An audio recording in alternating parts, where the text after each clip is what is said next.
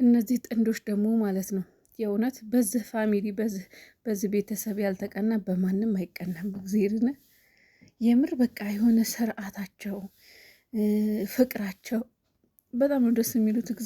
እግዚአብሔርን ሀብና ናኒ ማለት ነው በጣም ደስ የሚሉት ጥንዶች ከዩቱበሮች የሙሽዬ ልጆች ከነሚስቶቻቸው ጨዋዎች፣ ደርባቦች ደስ የሚሉ እግዚአብሔርን ስማም ታድላችሁ። ግን የምር ታስቀናላችሁ የምር ማለት ነው። እና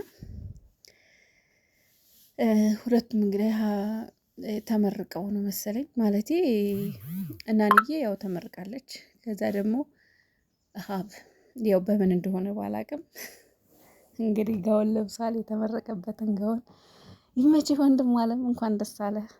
መከታው መከታ የጨረቃዎቻችን መከታ የቡቡዬ አባት ታላቅ ወንድም አባት ነው ታውቃላችሁ። የአባት ምትክ ነው። እውነቴን ነው ብላችሁ ታላቅ ወንድም እንደ አባት ነው። በቃ ሁለተኛ አባት ነው።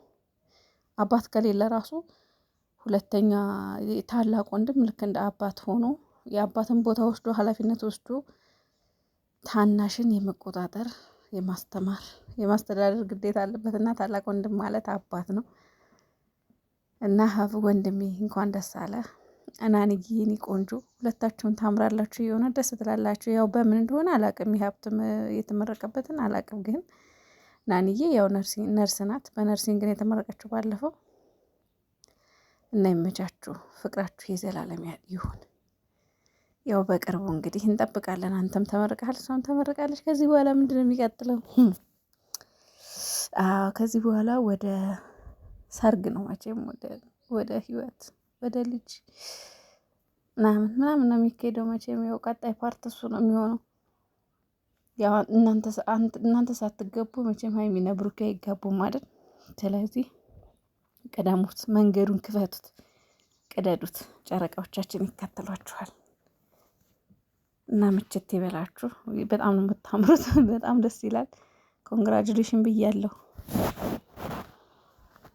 እግዚአብሔር ይመስገን። እንደዚህ ሰው ተደስቶ ሳይ ደስ ይለኛል። እና ኢንስታግራም ላይ ፏ እያሉ ነው፣ ቲክቶክም ላይ እቴ የልጅነቴ እንዴት ነሽ እያላት ነው ናንዬን።